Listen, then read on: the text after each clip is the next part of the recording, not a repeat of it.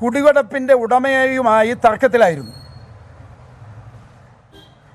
ഏകദേശം 40-50 വർഷം മുമ്പ് ഇവർക്ക് കുടികിടപ്പ് കിട്ടിയത് CI2 നേതാവ് KN രവീന്ദ്രനാഥിൻ്റെ സഹോദരിയിൽ നിന്നാണ്.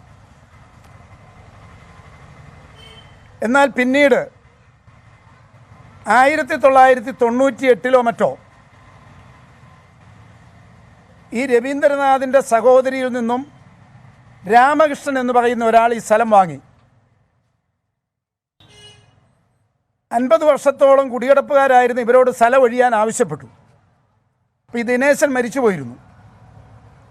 ദിനേശൻ്റെ ഭാര്യ തങ്കമണിയും 3 മക്കളും ഒരു പെൺമക്കളടക്കം 4 ആളുകളാണ് ഉണ്ടായിരുന്നത്.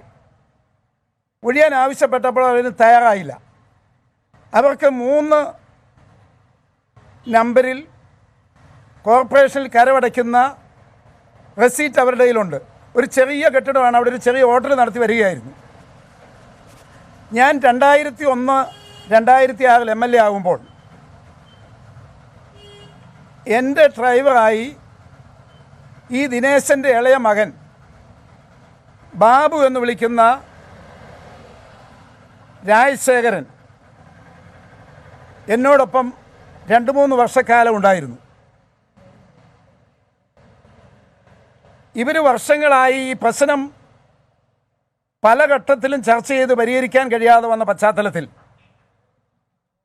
ഈ കഴിഞ്ഞ മാസം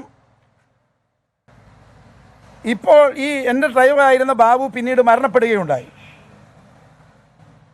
ഇപ്പോൾ ജീവിച്ചിരിക്കുന്ന അവരുടെ 2 സഹോദരങ്ങൾ രാജീവനും ദിനേശും ഈ കഴിഞ്ഞ മാസം അവസാനം എൻ്റെ അടുത്ത് വന്ന് ഞങ്ങളിങ്ങനെ 40 വർഷമായി 3 സെൻറ്റ് സ്ഥലത്തിൻ്റെ കുടിയുടപ്പുകാരാണെന്നും ഞങ്ങൾ പരമ്പരാഗത കമ്മ്യൂണിസ്റ്റുകാരാണെന്നും എടപ്പള്ളി സ്റ്റേഷൻ കേസ് എൻ്റെ പിതാവ് 14-മോ 12-മോ പ്രതിയാണെന്നും പക്ഷേ എനിക്കിന്ന് വരെ നീതി കിട്ടിയിട്ടില്ല, MLA സഹായിക്കണം എന്നെന്നോട് പറഞ്ഞു. അപ്പം ഞാൻ വിവരങ്ങളൊക്കെ ചോദിച്ച് മനസ്സിലാക്കി. എൻ്റെ അടുത്ത് വരാൻ കാരണം അവിടുത്തെ വാർഡ് കൗൺസിലർ ജോസഫ് അലക്സ് ഇവിടെ നിൽക്കുന്നുണ്ട്. ജോസഫ് അലക്സ് നിർദ്ദേശിച്ചനുസരിച്ചാണ് അവരെൻ്റെ അടുത്ത് വന്നത്. ഞാൻ അവരോട് വിശദമായി കാര്യങ്ങൾ അന്വേഷിച്ചപ്പോൾ ഈ രാമകൃഷ്ണൻ ഈ സ്ഥലം മേടിച്ചതിന് ശേഷം പലവട്ടം JCB വെച്ച് ഈ വീട് ഇടിച്ചു കളയാൻ ശ്രമിച്ചുവെന്നും അപ്പോൾ ഇവർ ചേർത്ത് നിന്നതുകൊണ്ട് ഇടിച്ചു കളഞ്ഞില്ല എന്നും പലവട്ടം ചർച്ച നടത്തിയെന്നും എന്നോട് പറയുണ്ടായി.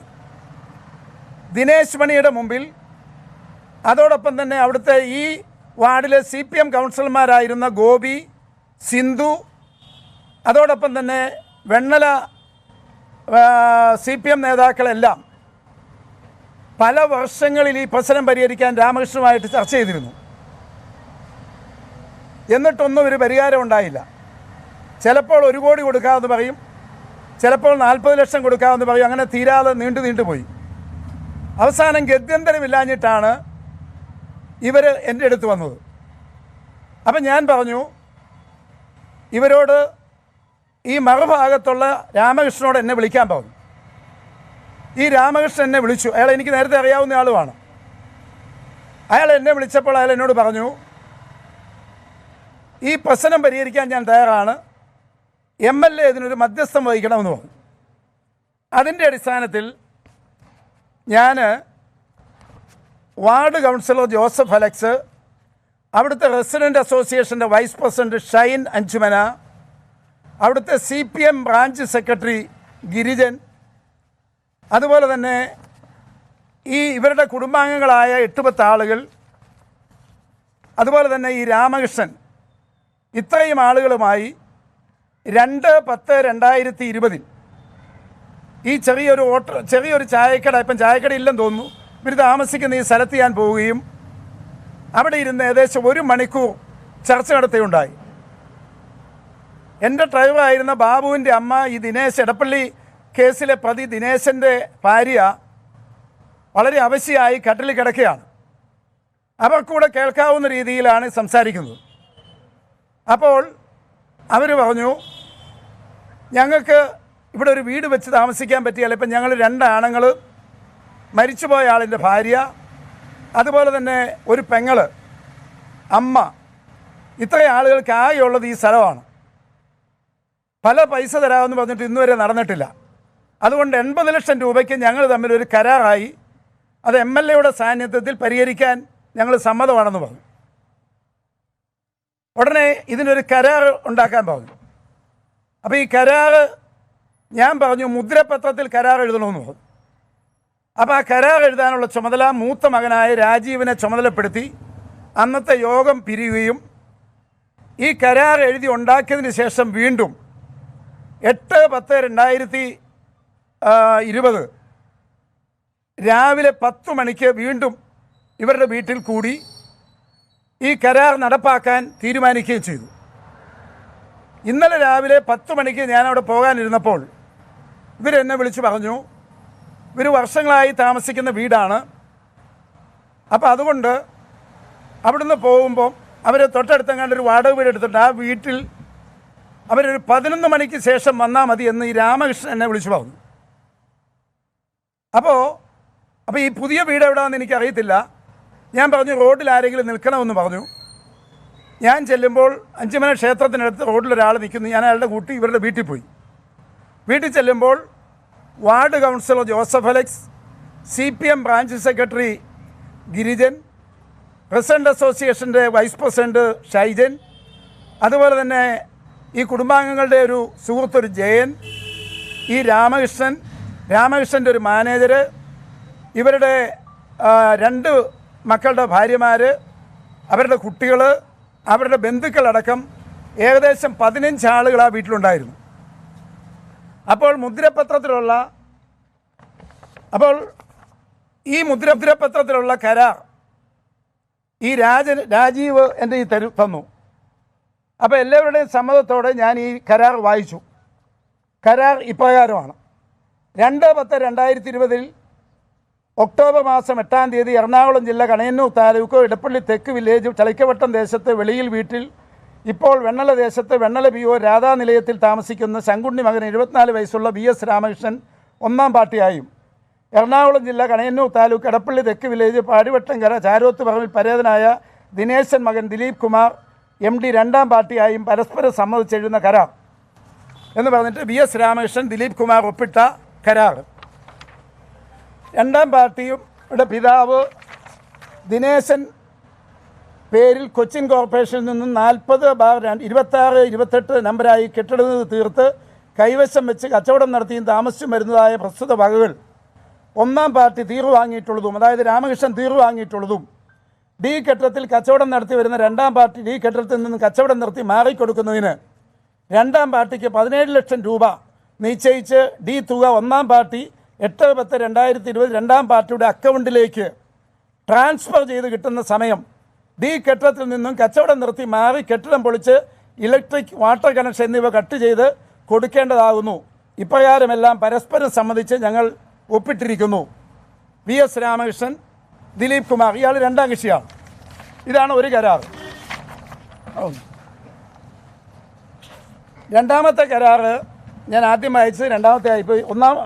ആദ്യത്തെ പിന്നത്തെ ഇതാണ്. ഈ പറഞ്ഞ ഡേറ്റൊക്കെ ശരിയാണ്. VS രാമകൃഷ്ണനും കണയന്നൂർ താലൂക്ക് ഇടപ്പള്ളി താലൂക്ക് തെക്ക് വില്ലേജ് വാടിവട്ടം ചാരോത്ത് പറമ്പിൽ പരേതനായ ദിനേശൻ ഭാര്യ തങ്കമണി ദിനേശൻ ഇടപ്പള്ളി കേസിലെ പ്രതിയുടെ ഭാര്യയും 2-ാം പാർട്ടിയായും പരസ്പരം സമ്മതിച്ചെഴുതിയ കരാർ. ആ കരാറിൻ്റെ വാക്കുകളും സമയം ഉണ്ടെങ്കിൽ ഇത് തന്നെയാണ്. അതിൻ്റെ അകത്ത് വ്യത്യാസം ഇത്രയേ ഉള്ളൂ. ഇവർക്ക് 38 ലക്ഷം രൂപ കൊടുക്കണം എന്നാണ് കരാർ അമ്മയ്ക്ക്. അതിൻ്റെ അകത്ത് തന്നെ പറയുന്നു, ഈ 38 ലക്ഷം രൂപ കൊടുക്കുമ്പോൾ ഈ 38 ലക്ഷം രൂപയിൽ നിന്നും ഇവരുടെ മകൾ കല്യാണം കഴിച്ചയച്ച് ഷീജയ്ക്കും എൻ്റെ ഡ്രൈവറായിരുന്ന ജയപ്രകാശിൻ്റെ ഭാര്യ സന്ധ്യയ്ക്കും പണം കൊടുക്കേണ്ട ഉത്തരവാദിത്വം ഈ അമ്മയ്ക്കാണ്. ഈ 38 ലക്ഷം രൂപയിൽ നിന്ന് കൊടുക്കേണ്ടതെന്നാണ് 2-ാമത്തെ കരാർ. 3-ാമത്തെ കരാർ മൂത്ത മകൻ MD രാജീവുമായിട്ടുണ്ടാക്കിയതാണ്. കരാർ കണ്ടീഷൻ എല്ലാം സെയിമാണ്. ഇതിൻ്റെ കോപ്പി വേണമെങ്കിൽ നിങ്ങൾക്ക് തരാം.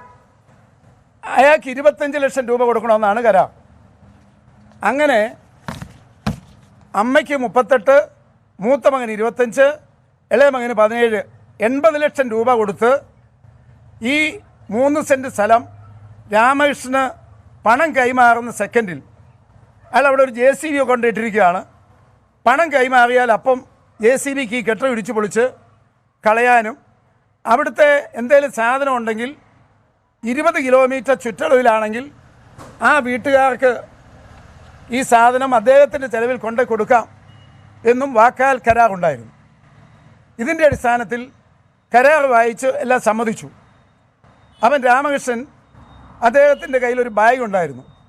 ഈ ബാഗ് ഈ അമ്മയുടെ കയ്യിലേക്ക് കൊടുക്കുകയും അവിടെ ഇയാൾ 2 സാരിയോ മറ്റോ കൊണ്ടുവന്നിരുന്നു. അതിലൊരു സാരിയൊക്കെ അവർക്ക് കൊടുത്ത് അവരുടെ കാല് തൊട്ട് വണങ്ങുകയും ചെയ്തു. ഈ അവസരം ഞാൻ പോകുന്നു എന്ന് പറഞ്ഞ് ഞാൻ പുറത്തേക്ക് ഇറങ്ങി. അപ്പോൾ ഇങ്ങനെ ഒരു ചർച്ച നടക്കുന്നുവെന്നറിഞ്ഞ് 5-ാം തീയതി അഞ്ചുമന ക്ഷേത്രത്തിൻ്റെ അമ്പല കമ്മിറ്റിയുടെ ഭാരവാഹികളായ സെക്രട്ടറി VS സുകുമാരനും പ്രസിഡന്റ് MN സതീശനും ട്രഷറർ ഷിബുവും കൂടി എന്നോട് ഒരു നിവേദനത്തിലൂടെ ഒരു ആവശ്യം പറഞ്ഞു. ഇത് 5-ാം തീയതി തന്നാണ്. ഞാൻ 8-ാം തീയതി ആദ്യത്തെ ചർച്ച കഴിഞ്ഞപ്പോൾ അവരിങ്ങനെ ഒരു ചർച്ച വീണ്ടും 8-ാം തീയതി ഉണ്ടെന്നറിഞ്ഞു. എനിക്ക് തന്നൊരു നിവേദനം, അഞ്ചുമന അമ്പലത്തിലേക്ക് NH നിന്ന് കയറുന്നതിൻ്റെ സൈഡിലാണ് ഈ വീട്, ഈ കെട്ടിടം. ഈ കെട്ടിടം പൊളിക്കുമ്പോൾ അവിടെ ഈ അമ്പലത്തിൻ്റെ ഒരു കാണിക്ക വഞ്ചിയും ഒരു കമാനവും പണിയാൻ അല്പം ബെൽമൗത്ത് ഈ രാമകൃഷ്ണനോട് വാങ്ങിക്കൊടുക്കണമെന്ന് പറഞ്ഞിട്ടൊരു നിവേദനമാണ്. അപ്പോൾ ഞാൻ ഈ കാര്യം ഈ എഗ്രിമെൻ്റ് വായിച്ചു കഴിഞ്ഞ ഉടനെ ഈ അമ്പല കമ്മിറ്റിക്കാരവിടെ വരികയും ഞാൻ ഇറങ്ങുന്നു എന്ന് പറഞ്ഞ് ഇറങ്ങി. ഞാൻ അവരുടെ അടുത്തുള്ള റോഡിൽ നിൽക്കുമ്പോൾ ഈ അമ്പല കമ്മിറ്റിക്കാർ വരികയും ഞാൻ രാമകൃഷ്ണനെ വീടിനകത്തു നിന്ന് വിളിച്ച് പുറത്തേക്ക് വരാൻ ഷൈനോട് പറയുകയും രാമകൃഷ്ണൻ പുറത്ത് വന്ന് ഞാനും അമ്പല കമ്മിറ്റിക്കാരും റോഡിൽ നിന്ന് ഇദ്ദേഹത്തോട് ഇവർക്കൊരു കമാനവും അതുപോലെ തന്നെ കാണിക്ക വഞ്ചിയും കൊടുക്കാൻ പറ്റുകയാണെങ്കിൽ നല്ലതാണ് എന്ന് പറഞ്ഞു. തീർച്ചയായിട്ടും ഈ കാര്യം നടന്നു കഴിഞ്ഞാൽ ഞാൻ പരിഗണിക്കാമെന്ന് പറഞ്ഞു. ഞാനും അമ്പല കമ്മിറ്റിക്കാരും ഈ ഷൈനും കൗൺസിലറും ഞങ്ങൾ ഒന്നിച്ച് ഏകദേശം 8 പേരോളം വരും. ഞങ്ങളിങ്ങനെ നടന്നൊരു 50 മീറ്റർ, എൻ്റെ വണ്ടി കിടക്കുന്നിടത്തേക്ക് കഷ്ടി ഒരു 75 മീറ്റർ ഉണ്ട്. 50 മീറ്റർ ചെല്ലുമ്പോൾ 3-4 ആളുകൾ നടന്നു വരുന്നുണ്ട്. അപ്പം അമ്പല കമ്മിറ്റിക്കാരാണ് എന്ന് വിചാരിച്ച് നിങ്ങളുടെ കൂടെയുള്ള ആളുകളാണോ എന്ന് ഞാൻ ഇവരോട് ചോദിച്ചു. അമ്പല കമ്മിറ്റിക്കാരോട് ചോദിച്ചപ്പോൾ അവർ പറഞ്ഞു ഞങ്ങൾ ഇൻകം ടാക്സുകാരാണ്. അപ്പോൾ ഞാൻ തിരിഞ്ഞു നോക്കുമ്പം അവർ ഈ വീട്ടിലേക്ക് കയറുന്നു ഞാൻ കണ്ടു. ഈ അമ്പല കമ്മിറ്റിക്കാരും ഷൈനും കൗൺസിലും കൂടി വന്ന് ഞാൻ കാറിൽ കയറി ഞാൻ ഓഫീസിലേക്ക് പോന്നു. ഇതാണ് ഉണ്ടായിട്ടുള്ള കാര്യം. അത് കഴിഞ്ഞ് പിന്നീട് ഞാൻ അന്വേഷിച്ചപ്പോൾ ഇൻകം ടാക്സുകാർ ഇദ്ദേഹം കൈമാറിയ പണം പിടിച്ചെടുത്തതായിട്ടും അത് കേസാക്കിയതായും അത് കഴിഞ്ഞ് രാമകൃഷ്ണൻ്റെ വീട് റെയ്ഡ് ചെയ്തതായിട്ടും എനിക്കറിയാൻ കഴിഞ്ഞു.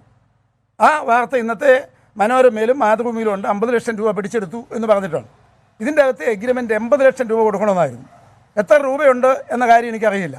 കാരണം ഇത് കള്ളപ്പണമാണ്, കുഴൽപ്പണമാണ്, MLA കൂട്ടുനിന്നു എന്നാണ് ദേശാഭിമാനിയും അതുപോലെ തന്നെ കൈരളി ചാനലും DYFI ഒക്കെ പറയണത്. ലോകത്താരെങ്കിലും കള്ളപ്പണം കരാറുണ്ടാക്കി കൊടുക്കുമോ? ഇത് 500 രൂപയുടെ മുദ്രപത്രത്തിലെ 3 എഗ്രിമെൻറ്റിലാണ്. ഇത് കള്ളപ്പണമോ കുഴൽപ്പണമാണ്, രാമകൃഷ്ണനെ പിടിച്ചോണോ. ഞാനോ ഈ നിൽക്കുന്ന കൗൺസിലറോ ആ നിൽക്കുന്ന ഷൈനോ CPM ബ്രാഞ്ച് സെക്രട്ടറി ഗിരീശനോ അതിന് ഉത്തരവാദിയാണെന്ന് ഞാൻ വിശ്വസിക്കുന്നില്ല. ഞാൻ പോന്നു കഴിഞ്ഞ് ഈ ഇൻകം ടാക്സുകാർ വീട്ടിൽ കയറുമ്പോഴും ഗിരീശൻ അവിടെ ഉണ്ട്. എപ്പോഴാണ് ഗിരീശൻ അവിടെ നിന്ന് പോയതെന്ന് എനിക്കറിയില്ല. ഇതാണ് സത്യം. പരക്ലേശം അനുഭവിക്കുന്ന ആളുകളെ സഹായിക്കാൻ ഒരു MLA എന്ന നിലയിൽ പല കാര്യങ്ങളും ഇടപെട്ടിട്ടുള്ള ആളാണ് ഞാൻ. നാളെ ഇടപെടും. ഈ കാര്യത്തിൽ നിയമവിരുദ്ധമായി ഒരു നടപടിയും MLA ചെയ്തിട്ടില്ല. എൻ്റെ മനസ്സാക്ഷിക്ക് വിരുദ്ധമായ ഒരു നടപടിയും ചെയ്തിട്ടില്ല. അങ്ങനെ എന്തെങ്കിലും ഒരു കാര്യം ചെയ്യാൻ കൂട്ടുനിൽക്കുന്ന വ്യക്തിയല്ല എന്ന് നിങ്ങൾക്കെല്ലാം അറിവുള്ള കാര്യമാണ്. അതോടൊപ്പം തന്നെ നിരാശ്രയായ ഒരു കമ്മ്യൂണിസ്റ്റ് കുടുംബത്തെ സഹായിക്കാൻ എടപ്പള്ളി കേസിലെ പ്രതിയായിരുന്നിട്ട് പോലും പല കമ്മ്യൂണിസ്റ്റ് ഗവൺമെൻറ്റുകൾ വന്നിട്ടും നീതി കിട്ടാത്ത ഒരു ഗവൺമെൻറ്റിന് വേണ്ടി ഒരു പാവപ്പെട്ട കമ്മ്യൂണിസ്റ്റ്, ഇന്നും ഒരു കമ്മ്യൂണിസ്റ്റാണ്, ആ കമ്മ്യൂണിസ്റ്റ് കുടുംബത്തിന് വേണ്ടിയിട്ടാണ് ഞാൻ പ്രവർത്തിച്ചിട്ടുള്ളത്. അത് തെറ്റാണെന്ന് ഞാൻ വിശ്വസിക്കുന്നില്ല. അതിനെന്നെ പ്രേരിപ്പിച്ചത് എന്നെ സുരക്ഷിതമായി 2-3 വർഷക്കാലം എൻ്റെ വണ്ടി ഞാൻ MLA ആയിരിക്കുമ്പോൾ 2001-2006 എൻ്റെ വണ്ടി ഓടിച്ച ഡ്രൈവറുടെ കുടുംബം എന്നതാണ് എനിക്ക് ഏറ്റവും വലിയൊരു ബന്ധം. എൻ്റെ വോട്ടർമാരെന്നുള്ളതാണ് രണ്ടാമത്തെ ബന്ധം.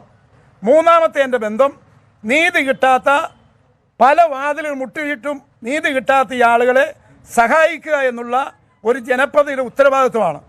ഈ കാര്യങ്ങളാണ് ഞാൻ കൃത്യമായി നിർവഹിച്ചിട്ടുള്ളത്.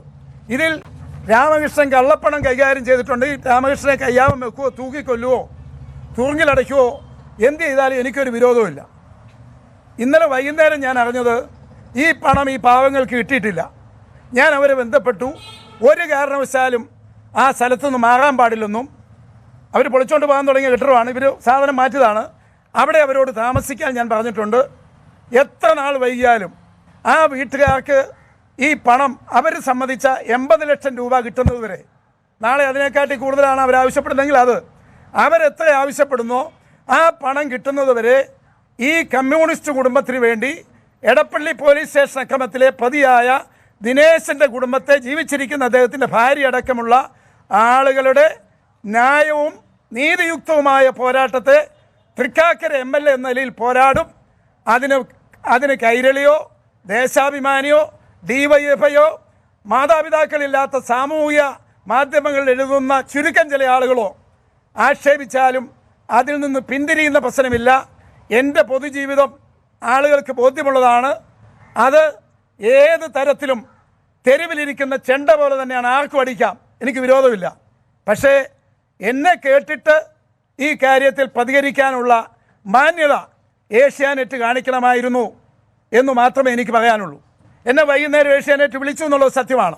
ഞാനപ്പോൾ അവരോട് പറഞ്ഞു, മറ്റുള്ളവരുടെ അഭിപ്രായം നിങ്ങൾ എടുക്കും, ഏതായാലും നിങ്ങൾ നമ്മുടെ സ്ഥാപനത്തിൽ നിന്ന് ഞാൻ ഓടിപ്പോയി എന്നൊക്കെ നിങ്ങൾ പറയുന്നുണ്ടല്ലോ, മറ്റുള്ളവരുടെ അഭിപ്രായം എടുക്കൂ, ഞാൻ നാളെ പ്രതികരിക്കാമെന്ന് പറയുകയും ചെയ്തു.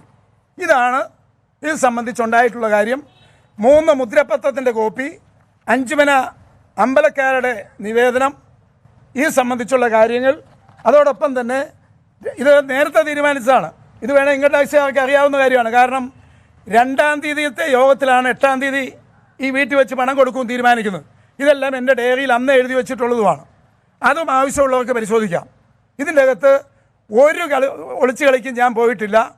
രാമകൃഷ്ണൻ കള്ളപ്പണമോ കുഴൽപ്പണമോ അക്കൗണ്ടിൽ പെടാത്ത പണമോ കൊടുത്തിട്ടുണ്ടെങ്കിൽ നിയമമനുശാസിക്ക് നടപടി നടത്താൻ, അയാൾക്ക് പേരിൽ നടപടിയെടുക്കാനും ഈ പാവപ്പെട്ടവർക്ക് നീതി കിട്ടാനും വേണ്ടി ഞാൻ MLA ആണെങ്കിലും പൊതുപ്രവർത്തനാണെങ്കിലും ആ കൂടെ ഉണ്ടാകും. ഇതാണ് പ്രിയപ്പെട്ടവരായ മാധ്യമപ്രവർത്തകരോട് എനിക്ക് പറയാനുള്ളത്. നിങ്ങൾക്ക് എന്ത് കാര്യം ഉണ്ടെങ്കിലും ചോദിക്കാം.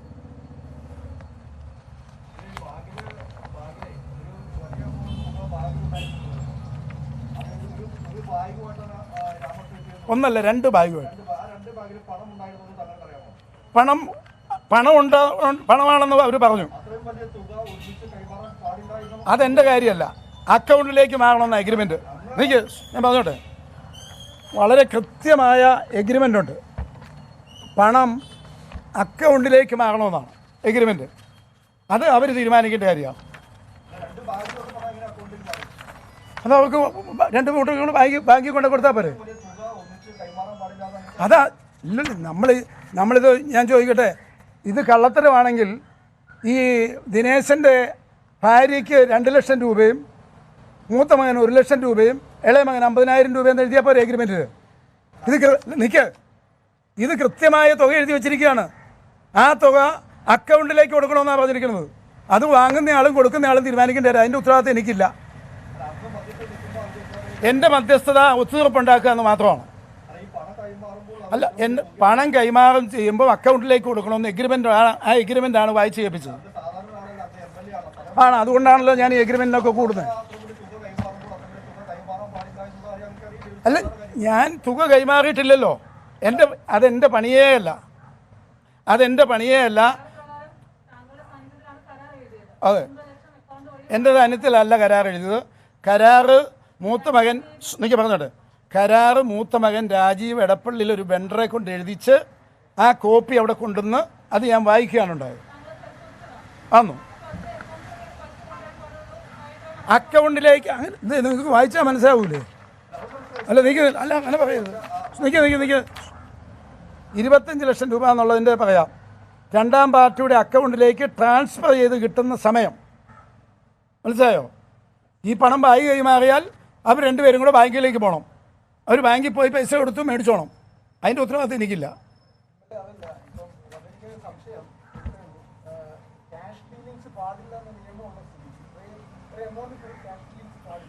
ഞാൻ ചോദിക്കണേ,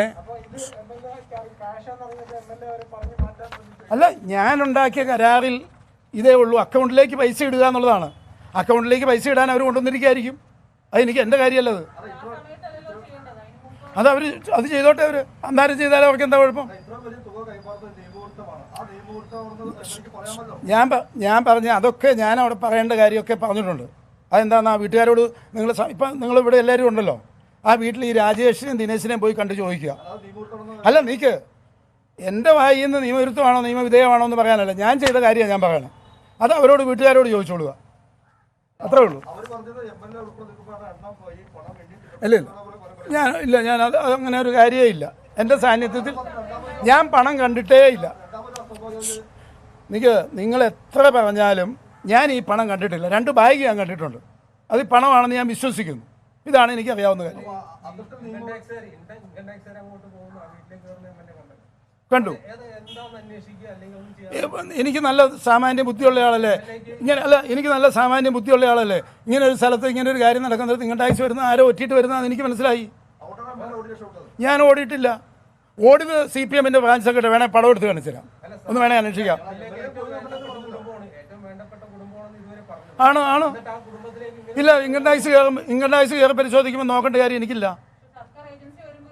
അല്ലല്ല, എന്നോട് ചോദിക്കാത്ത കാര്യത്തിൽ എനിക്ക് പറയണ്ട. ഞാൻ അവരുടെ നിങ്ങൾ അങ്ങനെ ഒന്നും പറഞ്ഞാൽ ഞാൻ സമ്മതിച്ചിരുന്ന ആളല്ല. ഞാൻ എൻ്റെ വണ്ടിയെ കയറാനായിട്ടും റോഡ് നിൽക്കുമ്പോഴാണ് ഇവർ വരുന്നത്. ഇവർ ഇൻകം ടാക്സുകാരാണെന്ന് പറഞ്ഞു. അവിടെ ഒന്ന് നോക്കിയാൽ കാണാവുന്ന ഒരു 100 മീറ്റർ 50 മീറ്ററോ 75 മീറ്ററോ അകലെയാണ് ഈ വീട്. അവരങ്ങോട്ട് കയറുന്ന കണ്ടപ്പോൾ എനിക്ക് മനസ്സിലായി ഇൻകം ടാക്സുകാർ ആരോ ഇവർ പൈസ കൈമാറുന്നു എന്ന് അറിഞ്ഞിട്ട് ആരോ ഒറ്റ കൊടുത്തിട്ട് വരുവാന്ന് എനിക്ക് മനസ്സിലായി. അല്ല, ഞാൻ ഉടനെ അവരോട് ഓടി കയറി നിങ്ങളിത് എന്ത് ചോദിക്കണം? അല്ലെന്നേ ഞാൻ പറഞ്ഞേ, അവിടെ നിയമവിരുദ്ധമായ കാര്യമാണ് നടക്കുന്നതെങ്കിൽ ഇൻകം ടാക്സുകാർ പിടിച്ചത് കേസാക്കിക്കോട്ടെ. ഇല്ല, എനിക്ക് ഉത്തരവാദിത്തമില്ല, ഒരു ഉത്തരവാദിത്തമില്ല. അല്ലല്ല, ദിനേശ് മണിയുടെ അടുത്തും അത് ഞാനിത് എൻ്റെ പത്രക്കുറിപ്പിൻ്റെ കോപ്പി തരുന്നുണ്ട്. നിൽക്കും ഞാൻ പറഞ്ഞോട്ടെ. ഞാനിപ്പം ഒരു സെക്കൻഡ്. അതായത് ഇത് 98 മുതൽ ദിനേശ് മണി, CPM കൗൺസിലർമാരായ ഗോപി, സിന്ധു, അതുപോലെ തന്നെ Vennala party secretary, Padivattom branch secretary, ഇവരെല്ലാം ഒരു ഡസൻ തവണ ചർച്ച ചെയ്തിട്ട് തീരാത്ത പ്രശ്നമാണ്. അത്രേ ഉള്ളൂ. ഇല്ല, ഒരു കുഴപ്പത്തിൽ ഞാൻ MLA ആണെങ്കിൽ ഒരു കുഴപ്പത്തിലാവില്ല. രാജീവിൻ്റെ 2 മക്കളാണ്. രാജീവിൻ്റെ അല്ല, ഈ ദിനേശിൻ്റെ മക്കളായ രാജീവും ദിലീപുമാണ് എൻ്റെ ഓഫീസിൽ വന്നിട്ടാണ് എന്നോട് അഭ്യർത്ഥിക്കുന്നത്. അത് സാക്ഷി കൗൺസിലാണ് എന്നെ അടുത്തേക്ക് പറഞ്ഞിരിക്കുന്നത്. അല്ല, അവർ തന്നെയാണ് വിളിച്ചത് ഇയാളെ. അയാൾ എന്നെ വിളിച്ചിട്ടുണ്ട്, അത് സത്യം പറഞ്ഞിട്ടുണ്ട്. വിശ്വസിച്ചോളൂ. നിങ്ങൾക്ക്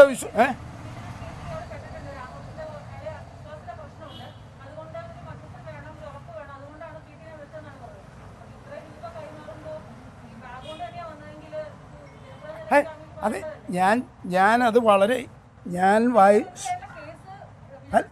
അത് ആയിക്കോട്ടെ. നിങ്ങൾക്ക് എന്താ ആവശ്യം? ഇത് ഞാൻ ചോദിക്കണേ, നിങ്ങൾക്ക് അറിയേണ്ട ഒരു ആവശ്യം ഞാൻ നിയമവിരുദ്ധ പ്രവർത്തനത്തിന് കൂട്ടുനിന്നു പറയണമെന്നാണ്. എന്താ ആവശ്യം? ഞാൻ വ്യക്തമാക്കുന്നു, എൻ്റെ ഉത്തരവാദിത്വമല്ല. കള്ളപ്പണമോ കുഴൽപ്പണമാണ് ഇൻകം ടാക്സുകാർക്കോ ആർക്കും പിടിക്കാം. എനിക്കതിന് ഉത്തരവാദിത്വമില്ല. എൻ്റെ ഉത്തരവാദിത്വം ബാങ്ക് അക്കൗണ്ടിലേക്ക് പൈസ ഇടുമെന്നാണ് ഞാൻ ധരിച്ചത്. കാരണം ഇയാൾ കർക്കശമായിട്ട് ഈ രാജീവും ദിനേശും കൂടെ എഴുതിക്കൊണ്ട് വന്നിരിക്കുന്ന എഗ്രിമെൻറ്റാണ്. ഞാൻ ധരിച്ചത് ഈ ബാങ്കിൽ കൊണ്ടിരിക്കുന്ന പണം ഇവർ 2 പേരും കൂടെ വണ്ടിയെ കയറി ബാങ്കിൽ കൊണ്ടുപോയി അവരുടെ അക്കൗണ്ടിൽ ഇടുമെന്നാണ് ഞാൻ വിചാരിച്ചത്. അതാണ് എനിക്കറിയാവുന്ന കാര്യം. ഇത്രയും കാര്യം എനിക്കതിന് ഞാൻ ചെയ്ത ഒരു കാര്യവും നിയമവിരുദ്ധമല്ല, എല്ലാം നിയമവിധേയമാണ്. ഞാൻ നിയമവിരുദ്ധമായ കാര്യമാണ് എന്നെ ഇൻകം ടാക്സുകാർ പിടിക്കണമല്ലോ. അല്ല, ഞാൻ ഓടിയൊന്നും അല്ല പോയത്. നിങ്ങൾ പറയുന്ന പോലെ നിങ്ങളുടെ 2-3 MLA പറഞ്ഞിരിക്കുന്ന പോലെ നീ ഓടിയല്ല ഞാൻ പോയത്. അല്ല, നീക്ക് പെട്ടെന്ന് ഇല്ല, ഞാൻ പെട്ടെന്നൊന്നുള്ള വാക്ക് ഉപയോഗിച്ചിട്ടില്ല. ഞാൻ ഇല്ല, അങ്ങനെയല്ല പറഞ്ഞേ. എനിക്കറിയാം. കാരണം ഞാൻ അവിടുന്ന് പുറത്തിറങ്ങി 5 പേരായിരുന്നു, 5 അതിലധികമോ വരുന്ന അമ്പല കമ്മിറ്റിക്കാരുമായി റോഡിൽ നിൽക്കുകയും ഈ രാമകൃഷ്ണൻ വീടിൻ്റെ പുറത്ത് വന്ന് നിൽക്കുന്നു. രാമകൃഷ്ണനും വീടിൻ്റെ പുറത്ത് നിൽക്കുന്നു, ഞാനും അമ്പല കമ്മിറ്റിക്കാരും റോഡിൽ നിൽക്കുന്നു, ഈ ഷൈനും കൗൺസിലറും. അവിടെ നിന്ന് ഈ കാര്യം പരിഹരിക്കാൻ പറ്റുമെന്ന് ചോദിച്ചു. അയാൾ ഇത് കഴിയുമ്പം പരിഹരിച്ചു കൊടുക്കാമെന്ന് പറയുന്നു. ഞങ്ങൾ ഒന്നിച്ച് നടന്നു പോന്നു. ഒരു 75 മീറ്ററോ 50 മീറ്ററോ അതിലാണ് എൻ്റെ വണ്ടി കിടക്കുന്നത്. അതിൻ്റെ ഇച്ചിരി അടുത്തെത്താറാകുമ്പോഴാണ് ഇവർ വരുന്നത്. അപ്പം ഞാൻ ഓർത്ത് ഇവരുടെ കൂടെയുള്ള ആളുകളാണെന്ന് വിചാരിച്ചു. അപ്പം ഞാൻ തന്നെ ചോദിച്ചു. അപ്പം പറഞ്ഞു ഇങ്ങോട്ട് ടാക്സിക്കാരാണെന്ന് പറഞ്ഞു. അപ്പം ഞാൻ ഈ അമ്പല കമ്മിറ്റിക്കാർ അവരെല്ലാം സാക്ഷിയായി, ഈ കൗൺസിലർ, ഈ റെസിഡൻറ്റ് അസോസിയേഷൻ്റെ ആളുകൾ, ഞാൻ എൻ്റെ വണ്ടിയെ കയറി ഇങ്ങ് പോന്നു. ഇതാണ് സംഭവം. ഞാൻ ധരിച്ചിരുന്നത് അങ്ങനെ മുദ്രവയ്ക്കാനല്ലാന്ന് ഇത്രയും പറഞ്ഞിരുന്ന് മനസ്സിലായില്ലേ? ആ പ്രശ്നത്തിൽപ്പെട്ടാലും പരിഹരിക്കും. അതുകൊണ്ടാണ് ഇപ്പം പറഞ്ഞത്. അല്ല, ആ സമയത്ത് ഇൻകം ടാക്സുകാരുടെ കൂടെ അതിൻ്റെ അകത്ത് കയറുക എൻ്റെ പണിയല്ല.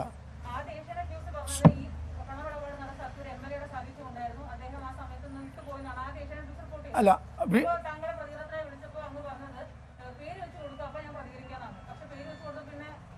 ഞാൻ പറഞ്ഞു മറ്റുള്ളവരോട് ചോദിക്കും, നാളെ പറയാമെന്നും പറഞ്ഞു. കാരണം പലരും ഇല്ല, അങ്ങനെ കൊടുക്കാൻ പറ്റില്ല. അതിന് എൻ്റെ പ്രതികരണം എടുക്കുന്നതിന് മുമ്പ് അല്ലല്ല അങ്ങനെയല്ല. നിങ്ങൾ ദയവായി എൻ്റെ സഹോദരി പറയരുത്. ആദ്യം നിങ്ങൾ കൊടുത്ത് പണമിടപാടിൽ PT തോമസിൻ്റെ ബന്ധം ആദായ നികുതി വകുപ്പ് പരിശോധിക്കുന്നു. ഞാൻ നിങ്ങളുടെ എൻ്റെ സ്ക്രീൻഷോട്ട് എടുത്ത് എൻ്റെ കയ്യിലുണ്ട്. 1, ഉദ്യോഗസ്ഥർ എത്തിയതോടെ PT തോമസ് സ്ഥലത്തു നിന്നും പോയി എന്ന വാർത്ത വന്നു കഴിഞ്ഞ് എന്നെ വിളിച്ചു. ഈ വാർത്ത ഞാൻ കണ്ടുകൊണ്ടിരിക്കുക, നിങ്ങളുടെ ചാനൽ ഞാൻ കണ്ടുകൊണ്ടിരിക്കുക. അപ്പോൾ എന്നെ ഏഷ്യാനെറ്റിൽ നിന്ന് വിളിച്ചു. അപ്പം ഞാൻ പറഞ്ഞു, ഇതേ വാക്ക് പറഞ്ഞു, മാതാപിതാക്കളില്ലാത്ത വാർത്തയോടൊന്നും ഞാൻ പ്രതികരിക്കാനില്ല എന്ന് പറഞ്ഞു. ഉടനെ 1 മിനിറ്റ് കഴിഞ്ഞപ്പം PT തോമസ് എന്ന് ഇവർ എഴുതി കാണിച്ചു. അതിന് മുമ്പ് PT തോമസ് ഇങ്ങനെ പോയി എന്നൊക്കെ എഴുതി കാണിച്ചിട്ട് അപ്പം തന്നെ എന്നെ വിളിച്ചു, പ്രതികരിക്കുന്നു എന്ന് ചോദിച്ചു. ഞാൻ പറഞ്ഞു, മറ്റുള്ളവരുടെ അഭിപ്രായം നിങ്ങൾ പറഞ്ഞ് അന്വേഷിക്കുക, അത് കഴിഞ്ഞ് ഞാൻ നാളെ പ്രതികരിക്കാമെന്ന് പറഞ്ഞു. എന്നെ മാതൃഭൂമി ഇന്ന് ബിജു പങ്കജ് വിളിച്ചു, മനോരമയെന്ന് വിളിച്ചു. ഞാൻ അവരോടെല്ലാം പറഞ്ഞു, നാളെ ഞാൻ പ്രതികരിക്കുള്ളൂ എന്ന് പറഞ്ഞു. ഇന്ന് രാവിലെ ഒരു 4-5 മാധ്യമപ്രവർത്തകർ രാവിലെ എൻ്റെ വീട്ടിൽ വന്നു. ഞാൻ അവരോട് പറഞ്ഞു, ഞാൻ 6:30 മണിക്ക് സോഷ്യൽ മീഡിയയിൽ നിങ്ങൾക്കൊക്കെ മെസ്സേജ് അയച്ചു, ഞാൻ 11:30 മണിക്ക് പത്രസമ്മേളനം നടത്തുന്നു. അപ്പം അവരോട് അതിനു മുമ്പ് ദാനി എന്നെ വിളിച്ചു. അതിനു മുമ്പ് വീണ്ടും ഒരു പത്രസമ്മേളനം നടത്തുന്നത് ശരിയല്ലാത്തതുകൊണ്ട് ഓൺലൈൻകാരെന്നെ വിളിച്ചു, രാഷ്ട്രദീപികക്കാരെന്നെ വിളിച്ചു. അവരോടെല്ലാം ഞാൻ പറഞ്ഞു, എനിക്ക് പറയാനുള്ളത് ഞാൻ 11:30 പറയും. ഇതാണ് എനിക്ക് പറയാനുള്ളത്. തെറ്റ് ചെയ്യുന്നെന്ന് പറയുന്നില്ല എന്ന് നിങ്ങൾക്ക് തെറ്റ് ചെയ്യുന്നെന്ന് പറയുന്നില്ല എന്ന് ഉത്തമ ബോധ്യം ഉണ്ടെങ്കിൽ നിങ്ങൾ ആദ്യം, നിങ്ങൾ പത്രമാണെങ്കിൽ പത്രം, ചാനലാണെങ്കിൽ ചാനൽ, PT തോമസ് MLA തെറ്റ് ചെയ്തെന്ന് ഞങ്ങൾ വിശ്വസിക്കുന്നില്ല, ഉത്തമ ബോധ്യമുണ്ട് എന്നാദ്യം പബ്ലിഷ് ചെയ്യും. അതൊക്കെ പോലീസൊക്കെ അറിഞ്ഞിട്ടുണ്ട്, അറിയാം. ആണ് ഈ കുപ്പി രാമകൃഷ്ണനുമായിട്ടുള്ള എൻ്റെ പരിചയം അതും പറയാം. കുപ്പി രാമകൃഷ്ണൻ ഞാൻ MLA ആയ ആ വർഷം മുതൽ എൻ്റെ മണ്ഡലത്തിൽ ചക്കരപ്പറമ്പിലാണ് ഇയാൾ താമസിക്കുന്നത്. ഞാൻ MLA ആയ വർഷം മുതൽ ഇയാൾ എല്ലാ വർഷവും ഓണത്തിനാണോ ഓണത്തിനാണോ ഓണത്തിന് ഇയാൾ ഒരു 1500-2000 ആളുകൾക്ക് ഓണക്കിറ്റ് കൊടുക്കും. ഇയാൾക്കൊരു ഫാക്ടറി ഉണ്ട്, കുപ്പിയുടെ ഫാക്ടറി. ഈ കിറ്റ് കൊടുക്കാൻ എന്നെയാണ് വിളിക്കാറ്. ഞാൻ MLA ആയിരിക്കുമ്പോൾ ഞാൻ, ബാബു ആവും ബാബു, ബെന്നി ആകുമ്പോൾ ബെന്നി, ഇങ്ങനെ നേതാക്കളെയാണ് വിളിക്കാറ്. അപ്പം ഞാൻ ഈ ഓണക്കിറ്റ് കൊടുത്തിട്ടുണ്ട് ഇയാൾക്ക് വേണ്ടി. 2-3 പ്രാവശ്യം ഞാൻ ഈ ഓണക്കിറ്റ് കൊടുത്തിട്ടുണ്ട്. എനിക്ക് അയാളെ നന്നായിട്ടറിയാം. പിന്നെ അയാൾ എൻ്റെ മണ്ഡലത്തിലുള്ള എല്ലാവരുടെയും ക്യാരക്ടറും അവർ തട്ടിപ്പുകാരാണോ എന്ന് നോക്കി ഒരു MLAക്ക് ഇടപെടാൻ പറ്റിയില്ല. ഞാൻ തട്ടിപ്പിന് കൂടാതിരിക്കുക എന്നുള്ളതാണ് എൻ്റെ മിനിമം പരിപാടി.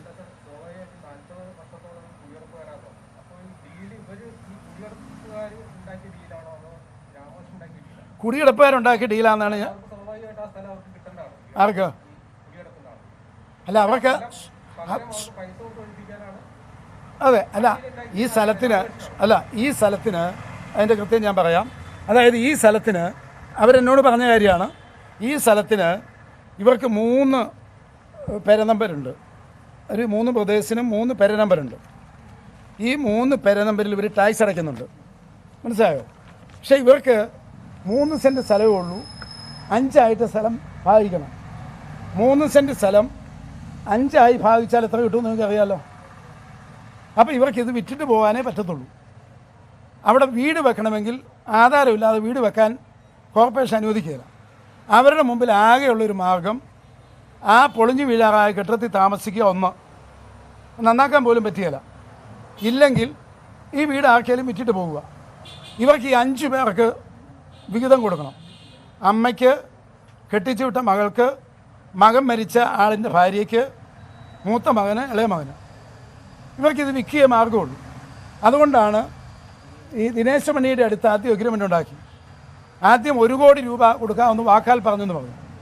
അവസാനം എഗ്രിമെൻറ്റിലേക്ക് ചെന്നപ്പോൾ 75 ലക്ഷം കൊടുക്കുള്ളൂ എന്ന് പറഞ്ഞു. അത് എഗ്രിമെൻ്റ് ഉണ്ടായില്ല. ആദ്യമായി ഞാൻ മനസ്സിലാക്കുന്ന ഒരു എഗ്രിമെൻ്റ് ഉണ്ടായത് ഇപ്പോഴാണ്. ബാക്കി പലവട്ടം ഒരു ചർച്ച നടത്തിയിട്ടുണ്ട്. അവർ പറഞ്ഞത് ഈ രാമകൃഷ്ണൻ ഇടയ്ക്കിടയ്ക്ക് ഇങ്ങനെ പതറി പോകും, അതായത് വഴുതി പോകും. എൻ്റെ അടുത്ത് രാമകൃഷ്ണൻ്റെ ഈ ചർച്ചയ്ക്ക് വന്നപ്പം ഇവരുടെയൊക്കെ കാങ്ങല ഞാൻ വളരെ വ്യക്തമായിട്ട് പറഞ്ഞു, എൻ്റെ അടുത്തൊരു ചർച്ച നടപ്പാക്കുന്നില്ലെങ്കിൽ എൻ്റെ ജീവൻ കളഞ്ഞ് ഞാൻ ഇവർക്ക് വേണ്ടി നിൽക്കും. വാക്ക് പറഞ്ഞാൽ വാക്കായിരിക്കണമെന്ന് പറഞ്ഞു. നടപ്പാക്കാവുന്നുള്ള കരാറാണ് അയാൾ എന്നോട് പറഞ്ഞത്. ഇതാണ് എനിക്കറിയാവുന്ന കാര്യം.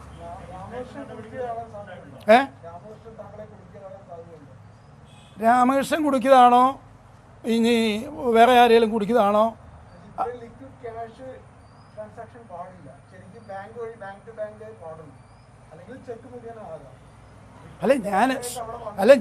ഞാൻ പറഞ്ഞല്ലോ, ഞാൻ പറയുന്നത് നിങ്ങൾ മുഖവിലയ്ക്ക് എടുക്കുന്നില്ല. ഒന്ന്, നിങ്ങൾ എന്നെ സംശയിക്കുന്നുണ്ട്.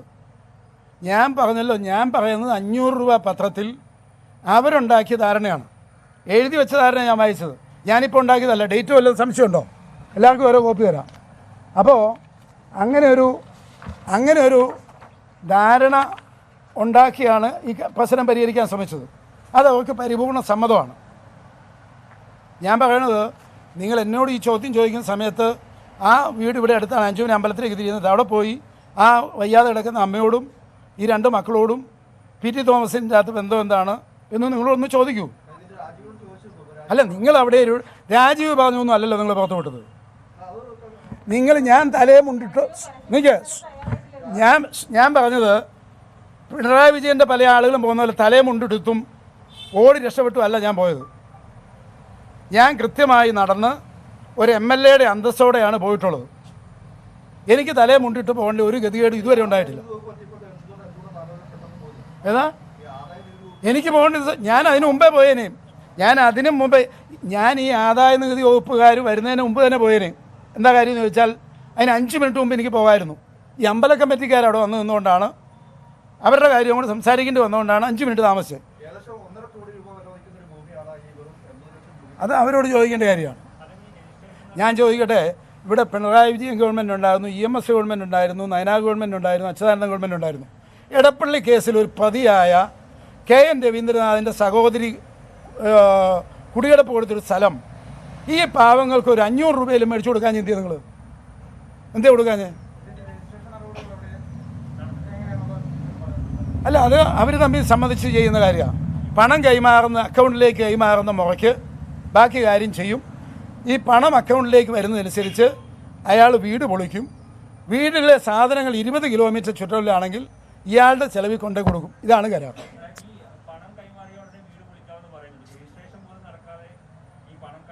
ഇത് രജിസ്റ്റർ ചെയ്ത് കൊടുക്കാൻ പറ്റത്തില്ല. ഈ സ്ഥലം അങ്ങനെ കൊടുക്കും? ഇവർ നമ്മൾ ഈ എഗ്രിമെൻറ്റേ കൊടുക്കാൻ പറ്റില്ല. അതിന് രേഖയുള്ള സ്ഥലമല്ല. ഇത് KN രവീന്ദ്രനാഥിൻ്റെ സഹോദരിയുടെ കുടികിടപ്പാണ്. അയാൾക്ക് അവിടെ കിടക്കാനേ പറ്റത്തുള്ളൂ.